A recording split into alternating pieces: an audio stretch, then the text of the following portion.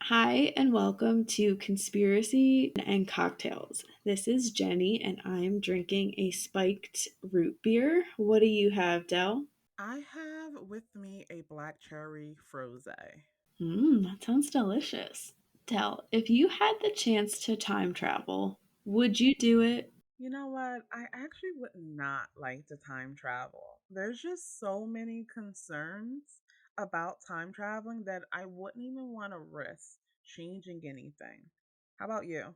I feel the exact same way. I wouldn't. I'm too scared to do that. If anything, maybe I would travel forward in time, but I would never want to travel back in time.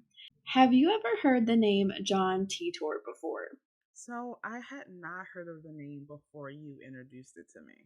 Good, so we have a lot to talk about today. So, in November 2000 and January 2001, someone with the usernames Time Travel Zero and John Titor posted on several different message boards, beginning with the forum at the Time Travel Institute. And they claimed that they were a soldier living in Central Florida that was sent from the year 2036, the year in which a computer virus wiped the world. He said he was part of the 177th Temporal Recon Unit based in Tampa, Florida, whose mission centered around returning to the past to retrieve specific items necessary for survival in 2036. His mission was to head back to 1975 in order to get an IBM 5100 computer, which had the necessary equipment to fight the future virus. On his way back to 2036, he essentially took a detour to the year 2000 for personal reasons. He said he was chosen for this mission because his grandfather had been on the IBM 5100 team,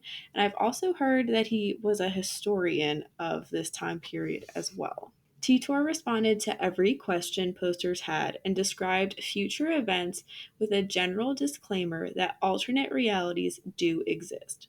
So his reality may not be our own, and that timing of events may be different than what he had experienced. So keep that in mind. He claimed that there would be civil unrest over a presidential election and a civil war would start in the US in 2004. He said that mad cow disease became a very serious issue and that a third world war took place and ended in 2015, and that this war included a nuclear war with Russia, and that 3 billion people died. He said that after the war ended, survivors grew closer and that life in 2036 was centered on family, then community. Some of his posts included him saying, quote, "There is no large industrial complex creating masses of useless food and recreational items. Food and livestock are grown and sold locally. People spend much more time reading and talking face to face.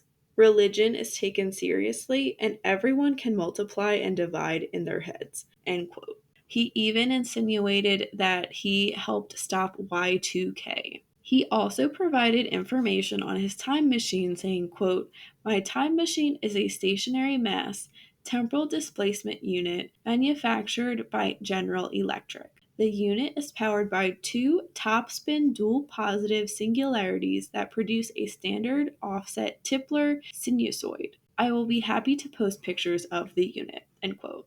And he did provide a number of technical specs regarding how time travel worked with overly complex algorithms and kind of hard to make out pictures of his actual time machine. It turned out that someone with the same name, John Titor, had also sent faxes in 1998 to Art Bell of the paranormal radio show Coast to Coast AM. And in the faxes, he said that time travel was invented in 2034 and that he could not travel past the year 2563.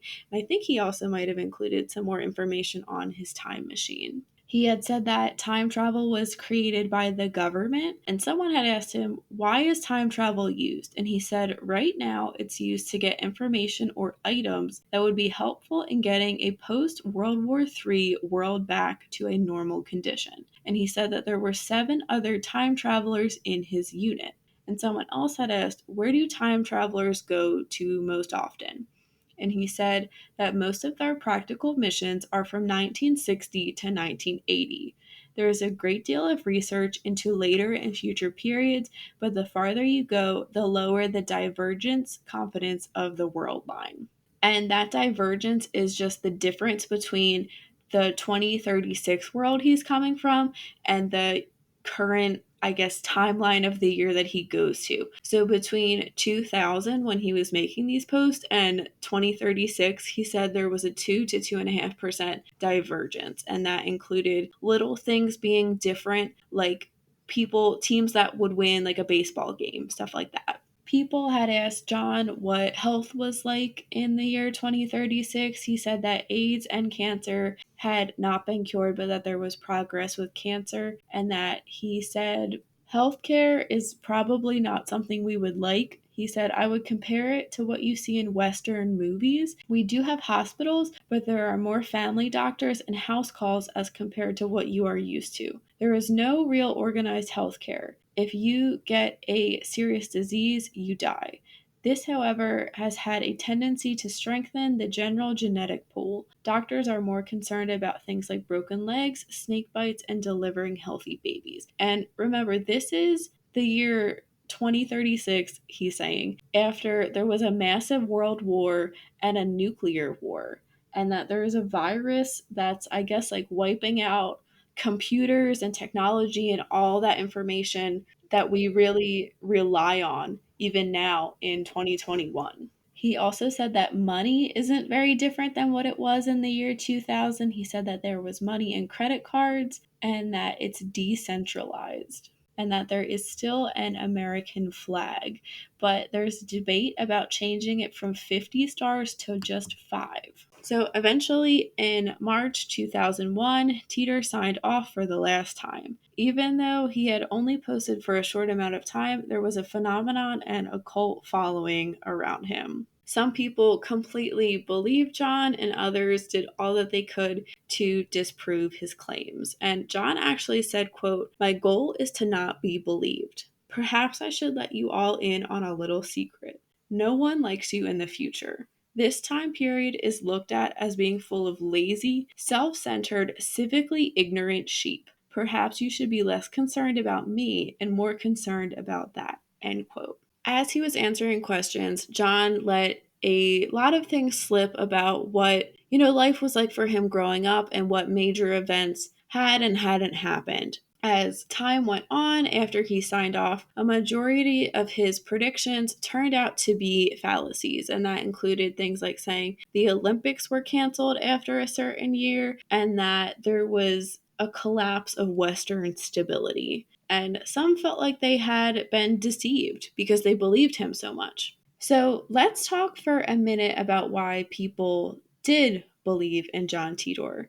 And we're going to touch on a few predictions that he made that did turn out to be true. So he claimed that the IBM 5100 was needed in the future due to a special feature which IBM did not publicly announce. And sure enough, an engineer who helped design the computer confirmed that this feature did exist. The 5100 had the rare ability to emulate programs in older languages used by IBM mainframes, but the company was worried about how its competition might use it, so they didn't tell anyone about this feature. And we also know that NASA and other organizations do use equipment from old machinery. And of course, we saw massive civil unrest around an election, the 2016 election to be exact. He also said that we would not find any weapons of mass destruction in Iraq, which we didn't in 2003. And he said that China would send an astronaut into orbit, and they also did that in 2003.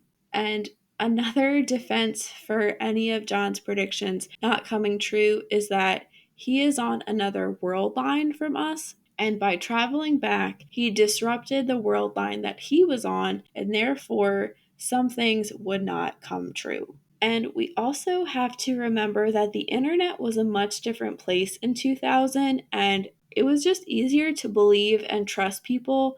There was not as much information on there at that time as there is now.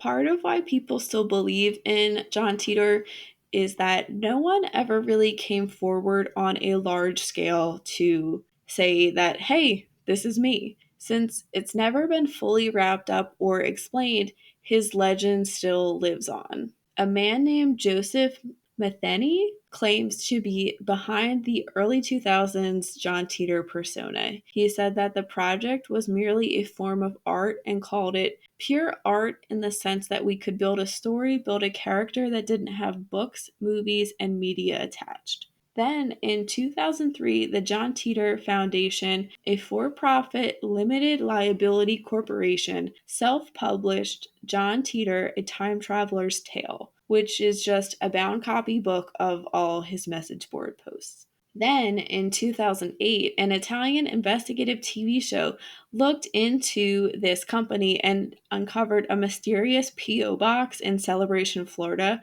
which is in Central Florida, like John claimed he was from. And this P.O. box belonged to John Haber, or he was at least connected to it somehow, who was an entertainment lawyer. And the private investigator working for this TV show later concluded that Haber and his brother, a computer scientist, were behind the John Titor posts. Del, what do you think? Do you think John Titor was a real time traveler, or do you think this is just a very elaborate hoax? So I think it's a hope. I don't think that we had the technology for time travel. And some of the details are weird to me. Like he was a government time traveler, but he stopped in 2000 because he had personal business to attend to. That seems really strange to me. I think that someone really creative and really interested in time travel created this person that they could write their fantasies through. And because, like you said, the internet in the 2000s were basically the wild, wild west, you had a lot of people believing it. I have to agree, as much as I do want to believe this is true, I don't think it is. I don't want there to be, a massive world war that kills 3 billion people on Earth, but I want someone to be traveling back and forth and telling us what's happening. I don't think that we have the technology either. I will say I don't know a ton about the topic. I know a lot of people think that it does exist, but I'm just not in a place where I can get behind that at the moment. Although John says that it was created by the government, and I completely believe that if anyone is going to create time travel, it's going to be someone's government. This is Jenny, Dell, and John Teeter signing off. Stay safe, everyone.